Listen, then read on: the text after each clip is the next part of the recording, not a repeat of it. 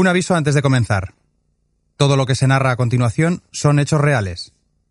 En algunos pasajes, este podcast puede incluir relatos poco apropiados para oídos sensibles.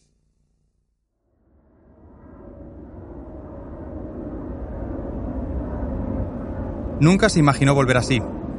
9 años después de dejar su país, cuando era un adolescente, Edu está a punto de regresar a Surinam, la antigua colonia neerlandesa en el Caribe, convertido en un futbolista profesional.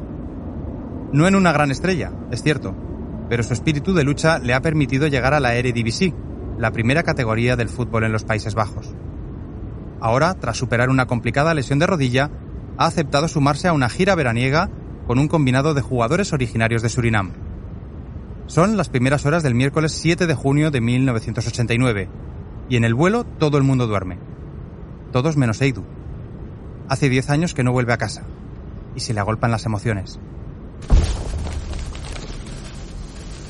De repente, un ala golpea en un árbol, y el avión gira repentinamente.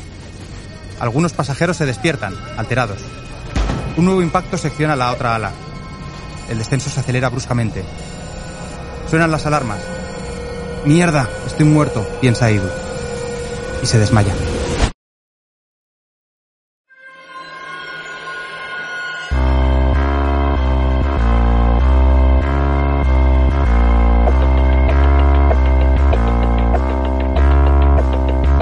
Más allá de los focos y la fama, de las victorias y el dinero, el fútbol cuenta también con su lado oscuro. Relatos de perdedores en el campo y en la vida. Equipos malditos, jugadores desaparecidos, estadios trágicos. Ya es momento de que algunas de esas historias y sus protagonistas abandonen la penumbra del olvido.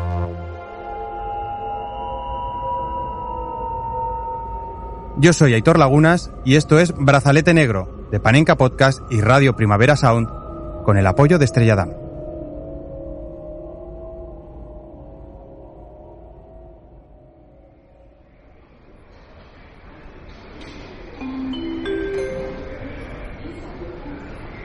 Para empezar a contar esta historia hay que retroceder tan solo 24 horas en la vida de Edu Nandlal, lateral izquierdo del modesto Vitesse Arnhem.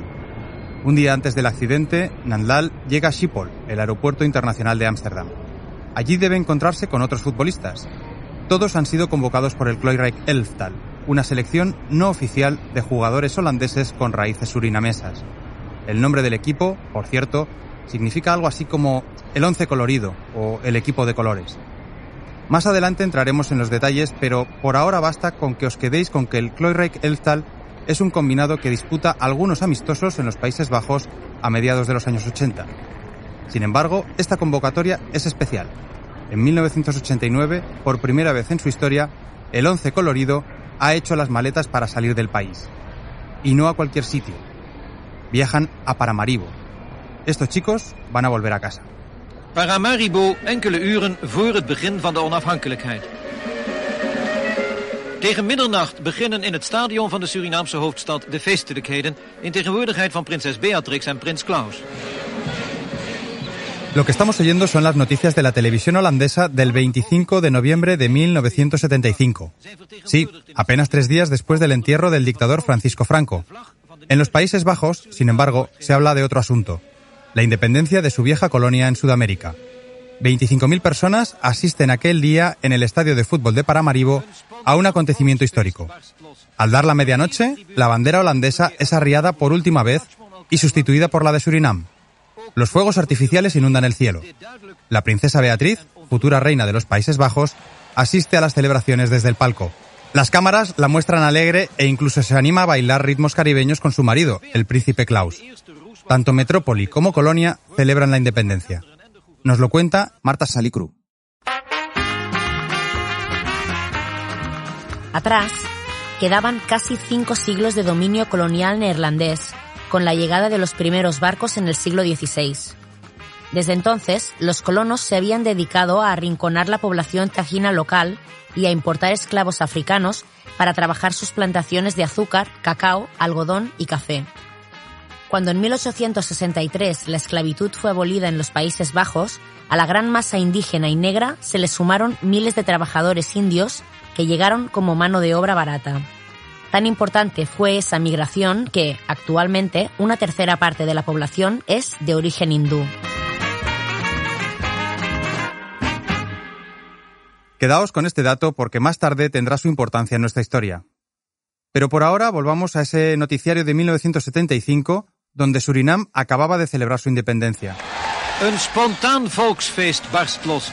En op de eretribune omhelzen premier Aron en oppositieleider Lachman elkaar langdurig. La población estaba eufórica. Tenían todo el futuro de su país en sus manos. Por desgracia, en ocasiones el futuro dura muy poco.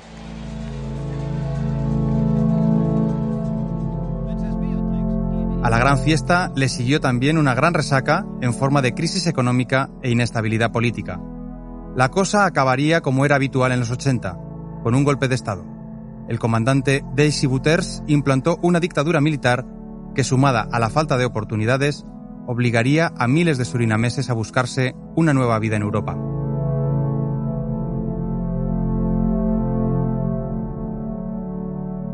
Uno de esos emigrantes será nuestro protagonista, Edu Nandal.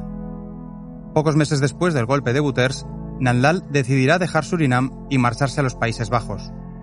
Las cosas se estaban poniendo feas y a sus 18 años seguirá los pasos de su hermano mayor, que había emigrado antes que él. Edu no volverá a pisar su tierra hasta una década después, es decir, hasta que reciba la convocatoria del Once Colorido.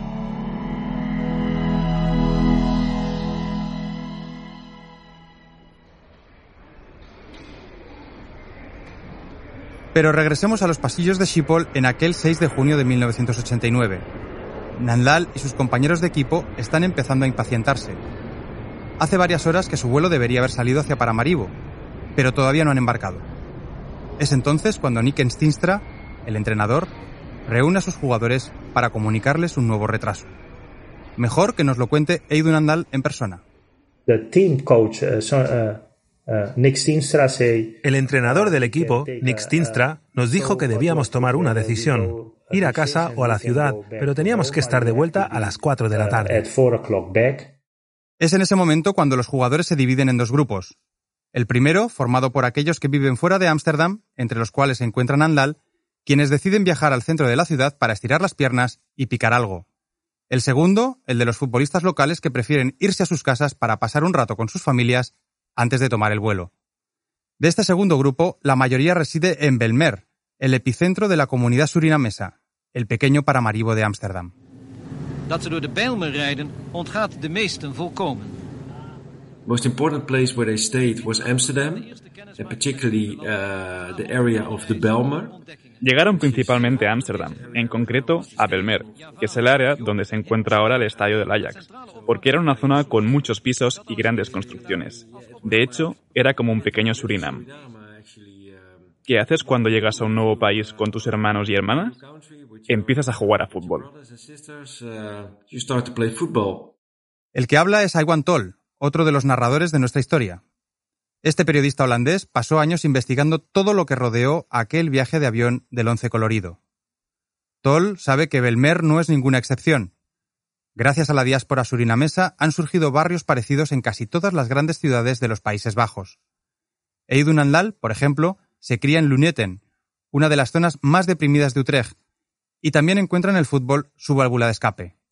Su primer equipo, compuesto solo por inmigrantes caribeños, se llama Faya Lobby. Es el nombre de una flor típica de Surinam, Faya Lobby, o Fire Love en el idioma criollo, la mezcla de holandés e inglés que se habla en Surinam.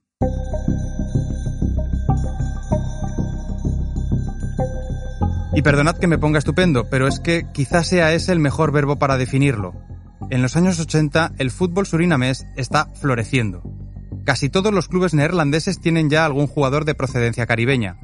Varios de ellos, como Frank Rijkaard, Ruud Gullit o Gerald Vanenburg, no tardarán en debutar con la selección de los Países Bajos. Y supone toda una revolución. En los anteriores 70 años de historia del combinado Orange, solo había jugado un negro.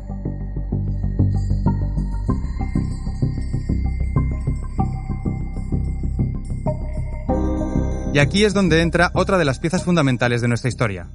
Sonny Hasnow, el creador del Once Colorido.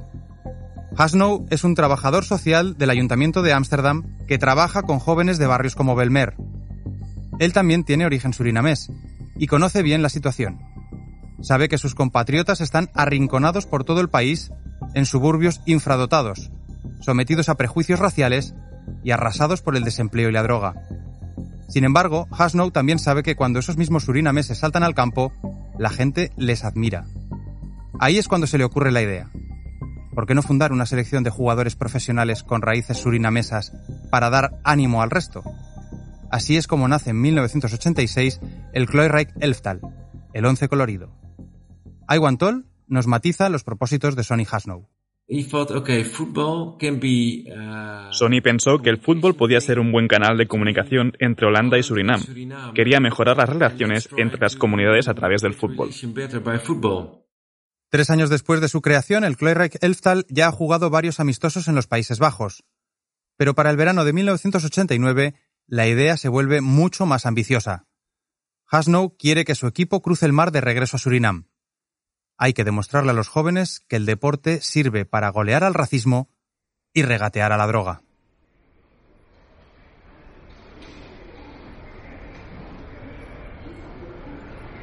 Ese es el motivo por el que 18 jugadores como Aidoo Ndal están volviendo a Schiphol tras haber comido algo.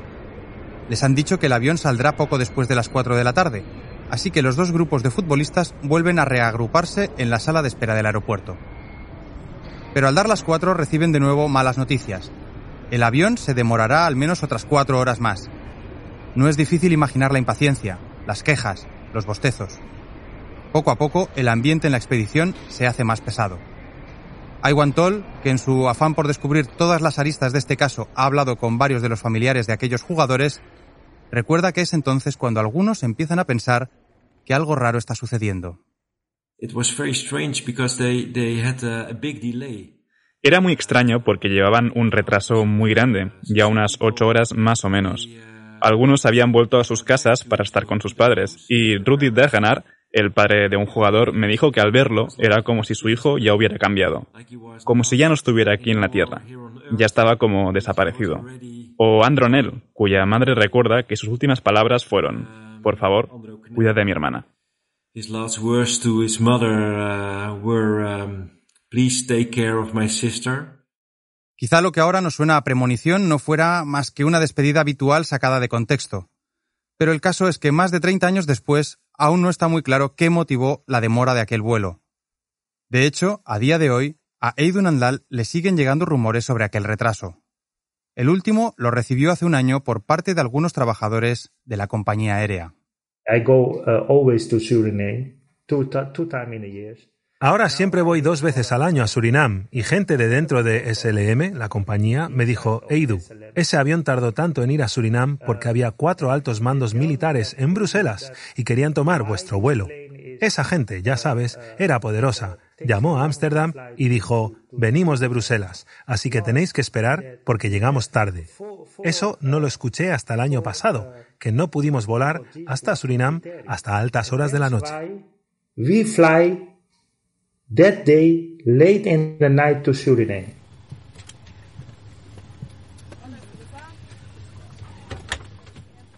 En todo caso, poco antes de la medianoche, los futbolistas por fin comienzan a embarcar. Jugadores como Joy Doesburg, del Ajax, Stefan Dorpel, del Volendam, pero llamado a cotas mayores, Andro Knell, perla del NAC de Breda, o Andy Charmin, del Twente.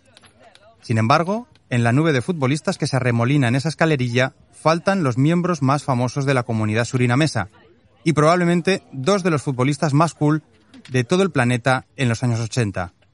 Estamos hablando, claro, de Frank Rijkaard y Ruud Gullit. Los 2 estaban dispuestos a viajar a Paramaribo, pero su club, el AC Milan, con el que acaban de ganar la Copa de Europa en Barcelona hace apenas 2 semanas, se lo ha prohibido. No quieren que sus estrellas se lesionen, sobre todo Gullit, que entre otros galardones tiene en casa el Balón de Oro 1987. Roger Suriac nos cuenta un poco más de la vinculación de Ruud Gullit con Surinam.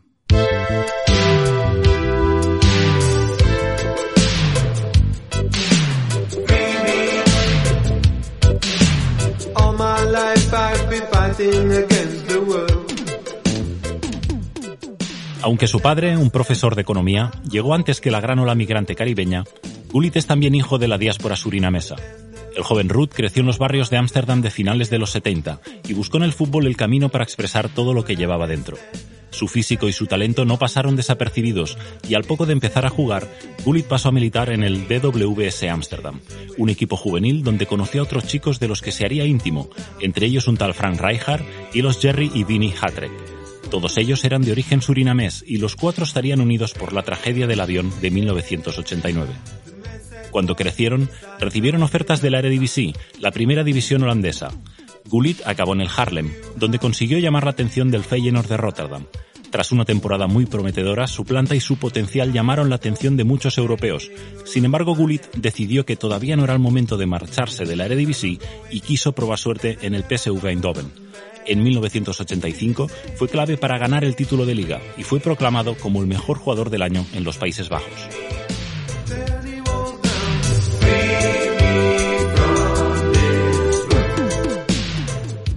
Gullit no es de esos aburridos deportistas que hablan solo dentro del campo. Fuera de él, el jugador del Milan habla de política, canta reggae y es un activista contra el racismo. Por eso, cuando se convierte en el segundo futbolista negro de toda la historia en ganar el Balón de Oro, Ruud pasa de discursos vacíos. Se lo dedica a un político preso acusado de terrorismo, un tal Nelson Mandela. Lo escuchamos hablar. When I came to Italy, and when I won the Ballon d'Or and I dedicated to Nelson Mandela, all the Italians were... Cuando llegué a Italia, gané el Balón de Oro y se lo dediqué a Nelson Mandela. Todos los italianos estaban como, ¿Nelson Mandela? ¿Quién es ese tipo? Para ellos, era la primera vez que alguien en el fútbol hablaba de... No era política para mí, era solo un problema social y todo se volvió muy loco. Más tarde conocí a Nelson Mandela y se me puso la piel de gallina, porque dijo, en la cárcel nos enteramos de que nos habías dedicado el premio y se escuchó una ovación cerrada en la prisión. Sin embargo, temía que la UEFA me quitara el premio por haberlo dicho.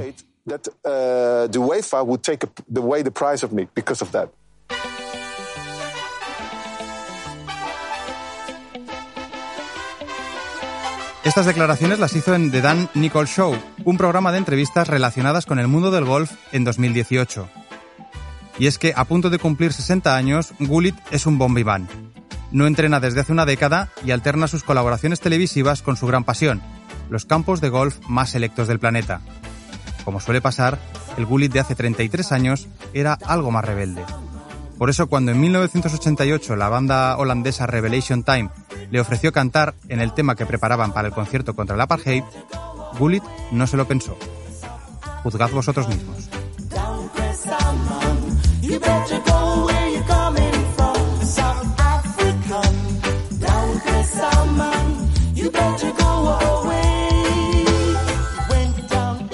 Está claro que 1988, además de para Gullit, también fue un gran año para Holanda.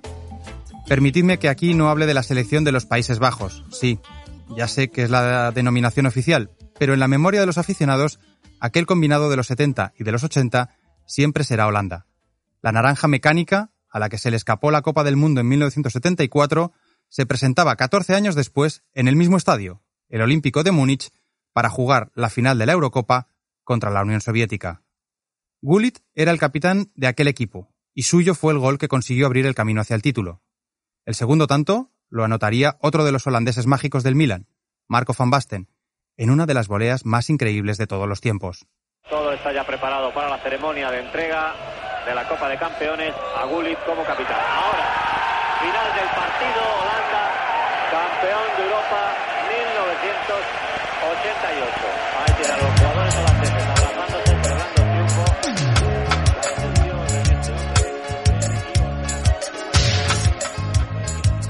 Tras la final, los holandeses se entregaron con fervor a su estrella. Las calles del país se llenaron de pelucas que simulaban los tirabuzones de Ruud Gullit. Los neerlandeses blancos querían ser como él, y los surinameses encontraron por fin un motivo para sentirse orgullosos. Así lo recuerda el exfutbolista Edu Nandlal y el periodista Iwan Tol. Esos jugadores fueron un símbolo social para los inmigrantes. Dio impulso a los jóvenes para jugar al fútbol, para que los inmigrantes en Países Bajos se centraran en lo positivo. Well, they could see that at that pitch there was no difference between people. Podían ver que en un terreno de juego no había diferencia con la gente. No importaba el color de tu piel o si naciste en Paramaribo o Ámsterdam. En realidad fue una especie de ejemplo sobre cómo vivíamos en Holanda uno al lado del otro. Porque si Ruud Gullit y Marco van Basten eran buenos amigos, ¿por qué no debíamos ser amigos nosotros de la gente de Surinam? Tal vez nos dieron una especie de ejemplo. Precisamente el ejemplo que da la selección anima a Sonny Hasno a subir un peldaño en su proyecto con el Kleurrijk Elftal. Quiere dar la campanada. Hay que juntar a los nombres más potentes para hacer una gira de 3 partidos en Surinam.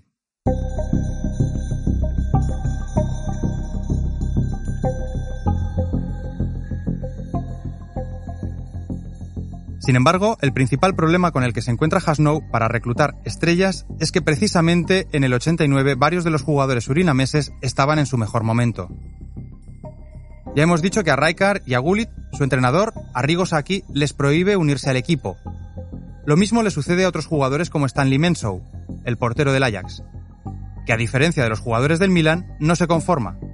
Mensou finge ir de vacaciones y vuela a Surinam un par de días antes que el resto de la expedición, con la intención de sumarse al equipo en Paramaribo. La reacción del arquero revela lo mucho que significa a nivel emocional representar al Kleurrijk Elftal para estos jugadores.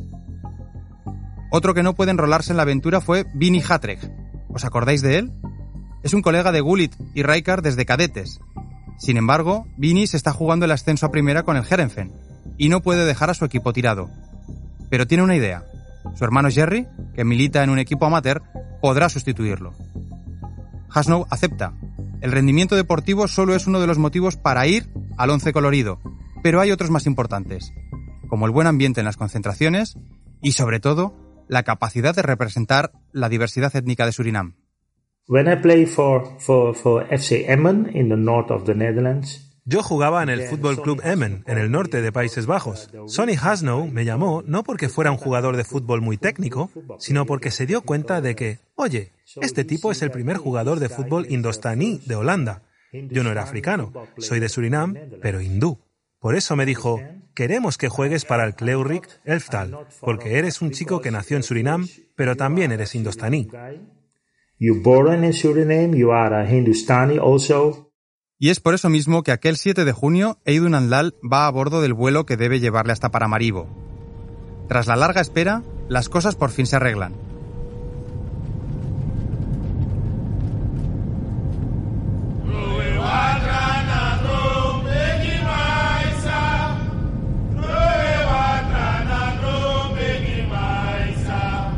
En el momento del despegue, los Driver Boys, un grupo que también va en el avión, empiezan a cantar. Así lo recuerda Nandlall. Me sentí bien, sentía que por fin estábamos volando a Surinam y estaban esos chicos tocando y cantando. Estaban cantando y sentí que era el mejor momento del viaje. Me sentía bien. El ambiente se anima y los futbolistas empiezan a hacer el tipo de cosas que hacen los futbolistas para matar el tiempo. Durante todo el vuelo jugamos a las cartas. Los futbolistas siempre jugábamos a las cartas. Sin embargo, Jerry Hatrek, el hermano de Vini y el cuarto integrante de la pandilla, junto a Rijkaard y Gullit, no está para timbas y prefiere dormir. Jerry Hatrek era muy alto y grande. Le dije, Jerry, ¿podemos cambiarnos de asiento? Porque todavía tengo ganas de jugar a las cartas. Por eso le cambié el asiento, para que él pudiera dormir y yo pudiera seguir con las cartas y hablando con otros jugadores.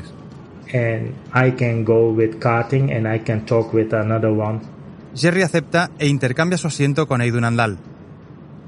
Poco a poco, algunos jugadores van siguiendo el ejemplo de Hatrek y prefieren dormir. El avión se queda en silencio. Nandlall, en cambio, está tan excitado por la vuelta a casa que no puede pegar ojo. Son casi las 5 de la mañana cuando divisa Surinam por primera vez en 10 años. Así lo recuerda Aidoo. Vi algunas luces en Paramaribo y vi también que hacía mal tiempo. Estaba oscuro. Todavía faltaba para aterrizar en Zanderij. En ese momento miré hacia atrás y vi a todos durmiendo. El avión estaba muy silencioso. Solo puedo recordar que pude escuchar a alguien delante o detrás de mí toser y a alguien hablar. pero la mayoría dormía. Vi algunas luces y pensé, joder, estamos llegando a Surinam. Esa es la primera vez que vi el clima oscuro, pero yo seguía hiperactivo. Solo seguía pensando, vamos a llegar a casa. Y en ese momento sentí como el ala golpeó a los árboles.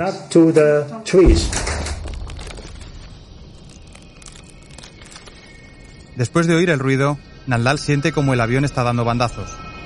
Inmediatamente nota un fuerte dolor en los oídos. Y en ese momento, mientras el avión cae a toda velocidad, Nandlal se queda inconsciente.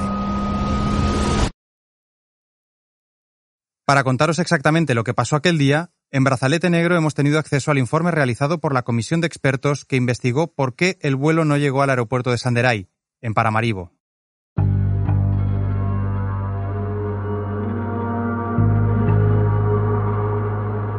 Tras investigar los restos de la aeronave sobre el lugar del impacto, los expertos determinaron que el motor número 2 del avión había chocado contra un árbol aproximadamente a 25 metros de altitud. Muy poco después, el ala derecha del avión golpeó de nuevo otro árbol y tras ese segundo incidente, el aparato se giró, golpeó el suelo y se partió. El fuego que se originó al instante consumió la mayor parte del avión.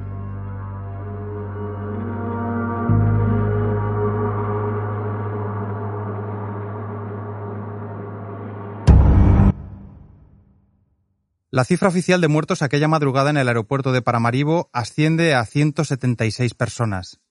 Entre ellos, además de turistas y emigrantes que regresan a casa, se cuentan los 3 oficiales del vuelo, las 6 azafatas, todos los componentes del grupo de The Driver Boys y 15 de los 18 jugadores del Kleireich Elftal. Se han quedado solo a 300 metros del inicio de la pista de aterrizaje.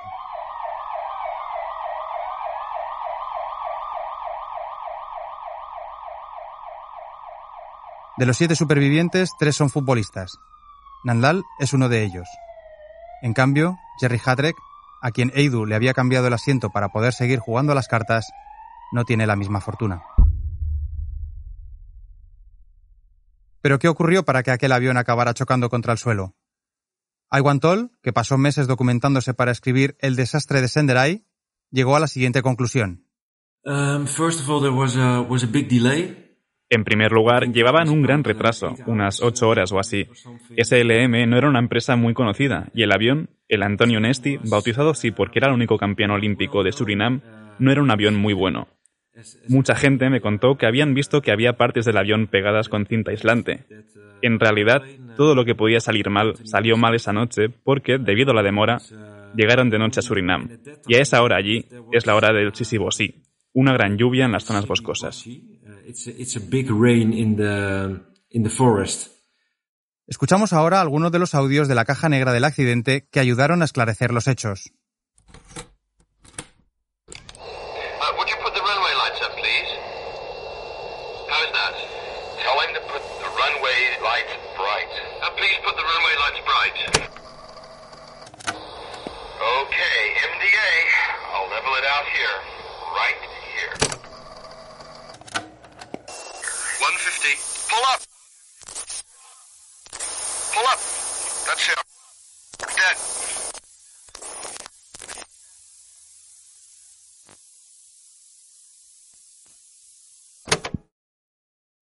Poco después, se supo que el capitán nunca debió actuar como el piloto principal del vuelo PI-764, dado que tenía 66 años, una edad superior a la que marcaba la legislación vinculante. Así, la comisión determinó que el accidente se ocasionó como resultado del descuido y la imprudencia evidente del capitán, que hizo que la aeronave volase por debajo de las altitudes mínimas durante la aproximación y, en consecuencia, chocó contra un árbol. Pero volvamos a nuestro protagonista. Eidu Nandlal ha perdido el conocimiento instantes antes del impacto. Contra todo pronóstico, vuelve a abrir los ojos unos minutos después. Lo primero que ve es una cara que le resulta familiar. Está tan desorientado que solo quiere levantarse y largarse de allí cuanto antes. «Me tengo que ir, tengo que jugar al fútbol», murmura a la persona que tiene delante. Tal vez en otra ocasión le hubiera encantado detenerse a hablar con aquel viejo conocido que le está saludando. Pero ahora no. ahora no tiene tiempo que perder. El hombre insiste con cariño. «Hey, Eidu, yo te conozco, fui contigo a la escuela». Solo en aquel momento Nandlal repara en el olor a gasolina, en el fuego, en los gritos. Por un extraño giro del destino, un antiguo compañero de clase, ahora miembro del cuerpo de bomberos, es el encargado de rescatarle de aquel amasijo carbonizado. Solo otros 2 jugadores, Siggy Lenz y Rajinder Khan, consiguen sobrevivir al desastre junto a Eidu. Ninguno de los 3 llevaba el cinturón de seguridad abrochado. Eso les ha salvado del incendio generado tras el impacto del avión contra el suelo. Het 5:30-journaal met Henny Stoel. Goedemiddag. Een vliegramp in Suriname heeft volgens de laatste berichten aan 167 mensen het leven gekost. Poco después, la noticia del accidente del Cloyra Kelftal llega a los telediarios neerlandeses. El desastre de Senderai conmociona a todos los espectadores sin importar el color de su piel. Como es lógico, los futbolistas que han estado a punto de subir a aquel avión y finalmente no lo han hecho, son los que se encuentran más desolados. Escuchamos un corte de Ruud Gullit en el funeral de Gerry Hatrek. Jerry, als je me nu kan horen, we houden van je. Jerry, no sé si nos puedes oír, pero si nos estás oyendo, que sepas que te queremos. Estas son las únicas palabras que puede articular Gullit en el funeral de su amigo de la infancia antes de romper a llorar. Justo a su lado, Frank Rijkaard apenas logra mantener la compostura.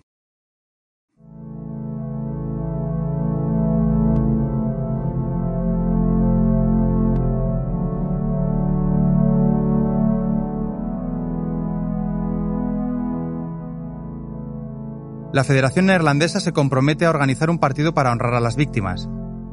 Pero las semanas pasarán y descuidará la preparación. Cuando por fin llegue, 3 meses después del accidente, todo se reducirá a un desangelado amistoso entre la selección holandesa y un improvisado 11 colorido. It was a big failure, unfortunately. Desafortunadamente, fue un gran fracaso. Fue en el estadio del Feyenoord, el estadio más bonito de Holanda, de hecho. Un estadio para 60.000 personas al que solo acudieron 10.000 espectadores. Hubo muchos problemas con los organizadores, llovió esa noche y solo fueron 10.000. Pero jugaba la selección nacional, debería de haber habido 60.000.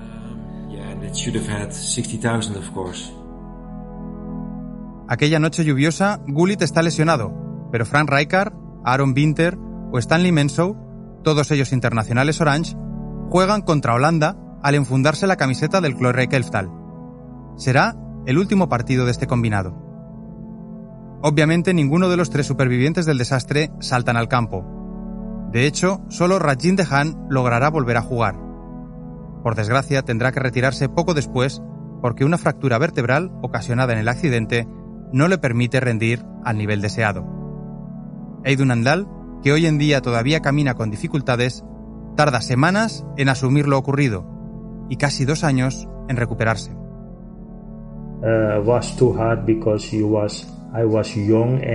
Fue demasiado difícil, porque era joven y sentía que ya no podía caminar. Me dijeron que no caminaría nunca más. Aceptar eso fue demasiado doloroso. En aquel momento lloré. Fue duro no poder andar o ir al baño como un futbolista normal. Sentí que mi vida estaba rota, pero también sentí que era un afortunado por estar vivo. You still live, you still live.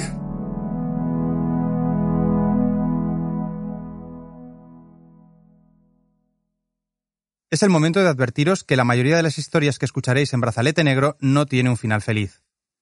En este caso, el racismo siguió vivo en los campos neerlandeses incluso después del desastre aéreo que cegó la vida de 15 componentes del Cloyra Kelftal.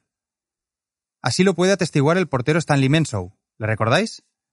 A pesar de la prohibición del Ajax, había viajado a Paramaribo por su cuenta unos días antes que el resto para jugar aquella gira. So actually you can say Stanley Menzo survived the crash. Se puede decir que Menzo sobrevivió al accidente de una manera particular. Cuando regresó a Holanda, la gente del Feyenoord o del PSV le gritaba en los estadios: «Deberías haber estado en ese avión». Perdió a sus amigos, tuvo que asistir a muchos funerales y aún así siguió jugando al fútbol. Le tiraban plátanos en los campos. Eso da un ejemplo de cómo era todo entonces. A veces no se trataba de insultos, sino de bromas maliciosas. En 1984, un entrenador, Thijs Liebrechts, aludió en rueda de prensa al carácter perezoso de los jugadores de origen surinamés. 4 años después, Lieberts fue nombrado seleccionador, pero Gullit no lo había olvidado. No fue muy inteligente de su parte decirlo, por supuesto. Fue puro racismo lo que dijo, sin importar si era una broma o no. Después de eso, hubo un problema con Gullit y Liebrecht fue el entrenador de la selección nacional después del 88, y se suponía que debía entrenar al equipo en el Campeonato Mundial de 1990 en Italia, pero fue despedido. Los jugadores ya no lo aceptaron. Quizá el caso más sonado sea el de 1996, cuando la selección holandesa acudió a la Eurocopa de Inglaterra con una convocatoria muy dividida. En realidad era un problema con el Ajax. Los directivos pagaban a los jugadores holandeses blancos más que a los negros. Y el caso es que aquel problema que tenían lo llevaron a Inglaterra, donde se jugaba la Eurocopa. Puedo recordar una imagen famosa en aquella concentración. Había 4 mesas, 3 mesas solo con jugadores blancos y una mesa con los jugadores negros. Hubo un gran problema en el equipo.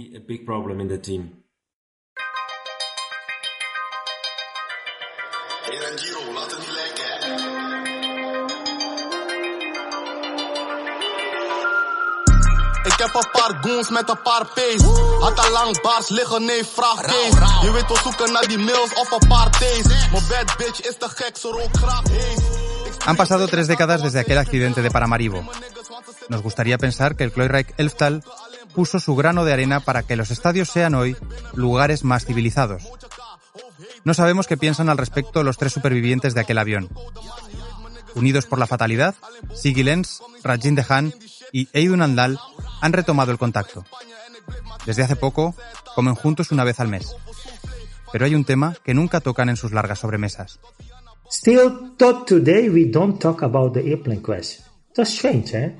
Hasta hoy todavía no hemos hablado del accidente del avión. Es extraño, ¿no?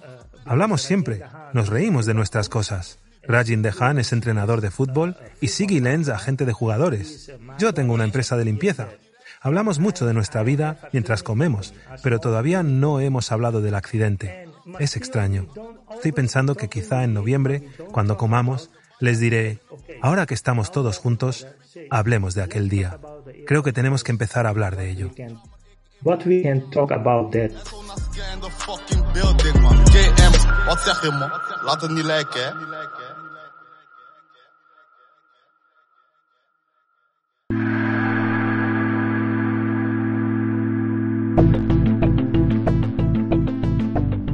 Hasta aquí esta primera entrega de Brazalete Negro, dedicada a las 176 víctimas del vuelo PY764 de Suriname Airways.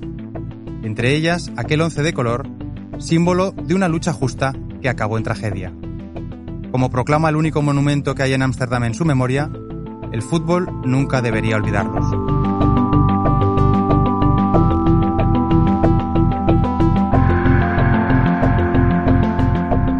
Brazalete Negro es una producción de Panenka Podcast y Radio Primavera Sound con el apoyo de Estrella Damm.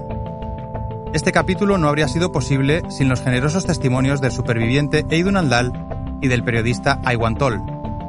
Además, han colaborado Rob Román y Nacho Medina en la técnica, Carlos Torres en el guión, Matías Rossi en el diseño de sonido, así como Sergi Cuixart, Víctor Trapero, Roger Churiac y Johan Wald en las locuciones. Marta Salicru es la productora ejecutiva y yo soy Aitor Lagunas. Gracias por escucharnos. Y recordad, Bill Shankly no tenía razón. El fútbol, a veces, sí es una cuestión de vida o muerte.